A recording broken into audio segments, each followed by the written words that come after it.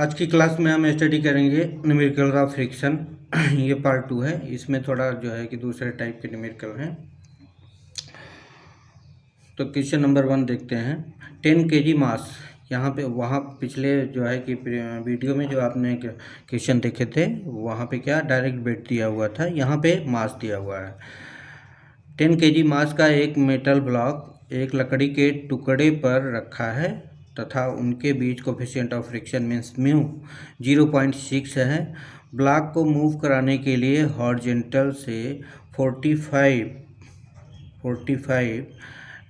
के एंगल पर active force ज्ञात कीजिए। ठीक है, यहाँ पे मूवमेंट कराने के लिए एक्टिव फोर्स ज्ञात करने के लिए सबसे पहले क्या ज्ञात करना होता है, लिमिटिंग फोर्स ज्ञात करना होता है, एफ लिमिटिंग। तो देखते हैं क्वेश्चन को। गिवन वैल्यू में क्या क्या है,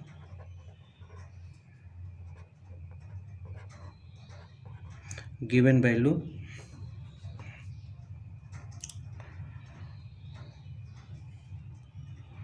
यम है 10 kg, म्यू 0.6 एंड थीटा दिया हुआ है 45 डिग्री।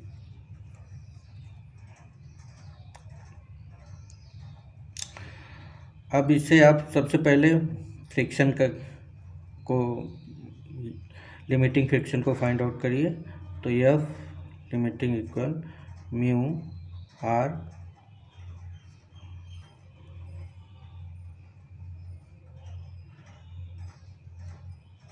ये देखिए यहाँ पे मास दिया हुआ है तो आपको वेट फाइंड आउट करना है। तो वेट इक्वल क्या हो जाएगा, एम जी। देन 10, यहाँ पे हम जी का मान कैलकुलेट करने के लिए 10 ही लेते हैं, जी का मान अपने से 10 लेते हैं। तो ये कितना हो जाएगा, वेट 100 kg। और जो ये वेट होगा वही नॉर्मल रिएक्शन की तरह काम करेगा। तो यही इक्वल क्या हो जाएगा, आर के 0.6 इंटू 100 इक्वल 60।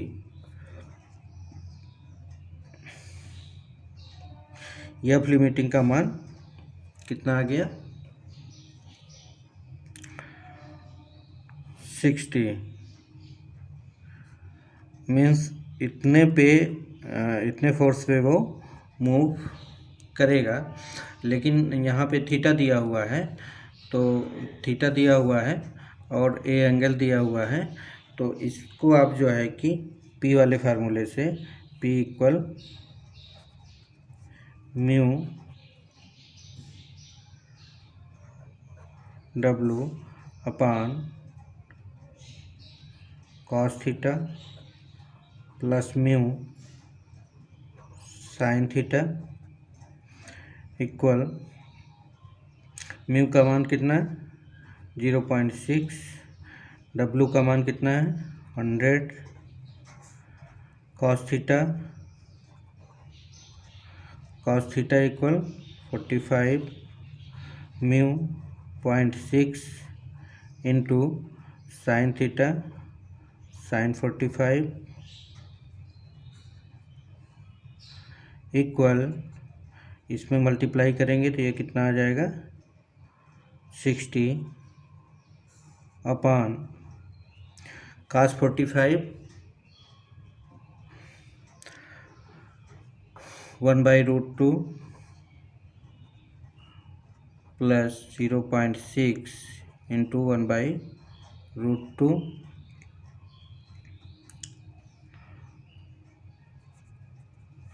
60 अपान 1/√2 दोनों में है, 1/√2 कॉमन कर लीजिए। तो यहाँ पे क्या बचा 1 प्लस 0.6 इक्वल 60 अपान 1/√2 इंटू 1.6 6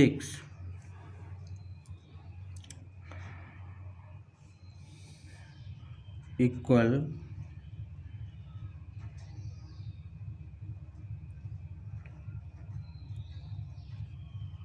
60 अपॉन √2 का मान 1.414 इंटू 1.6 इक्वल, ये बट्टे का बट्टा है तो ये ऊपर चला जाएगा, 60 इंटू 1.414 अपान 1.6। इसको आप सॉल्व कर लेंगे तो P का मान डायरेक्ट आपको मिल जाएगा। इसमें मल्टीप्लाई करेंगे तो आपको 84.84 आएगा। फिर 1.6 में इससे डिवाइड करेंगे तो आ जाएगा 53.02।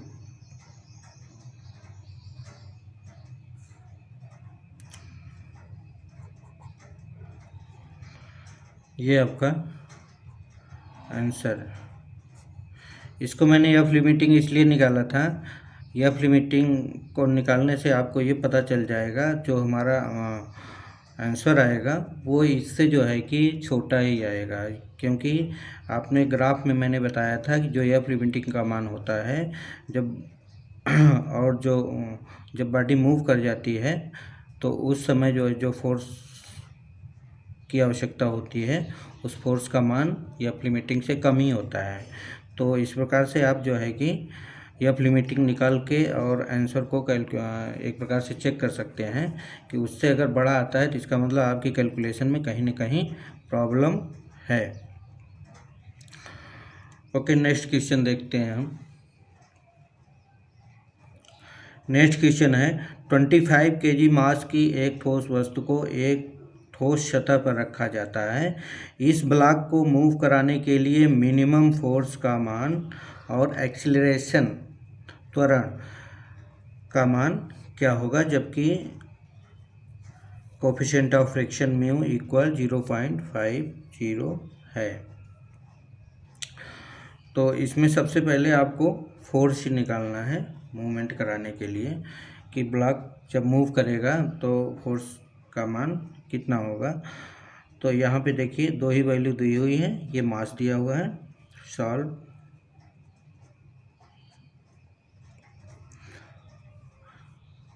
गिवन वैल्यू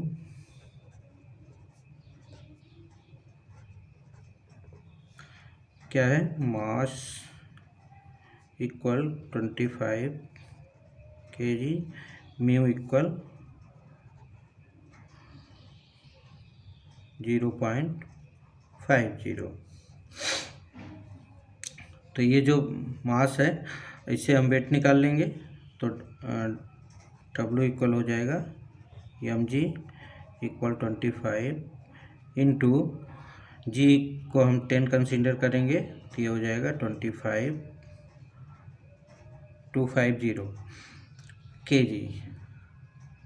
यही आपका नॉर्मल रिएक्शन की तरह वर्क करेगा।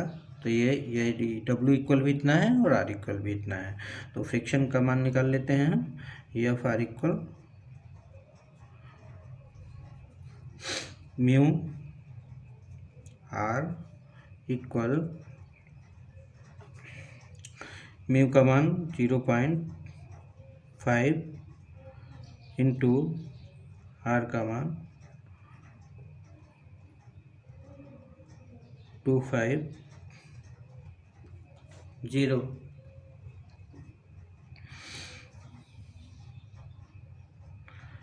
देन इसको जो है कि मल्टीप्लाई करेंगे हम तो ये हो जाएगा 25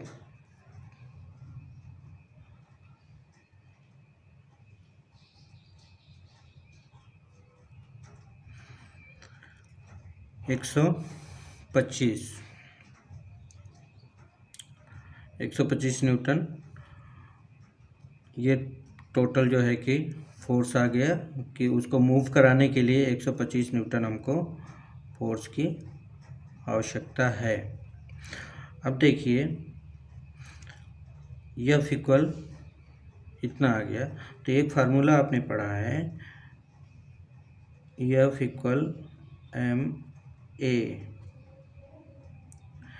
तो एफ इक्वल इतना आ गया 1 to 5 एंड एम इक्वल कितना है 25।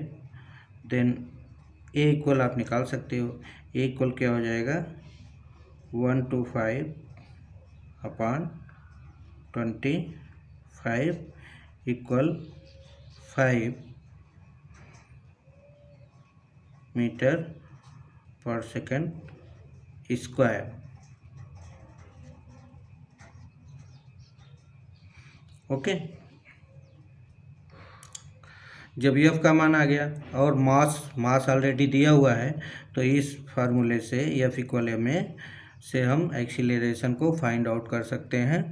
अब हम इसके बाद जो है कि अगर इसमें कहीं नहीं समझ में आता है तो आप लोग कमेंट में पूछ लीजिएगा, और इसके बाद जो है कि क्वेश्चन कराएंगे इंक्लाइन प्लेन वाला। Okay, thank you.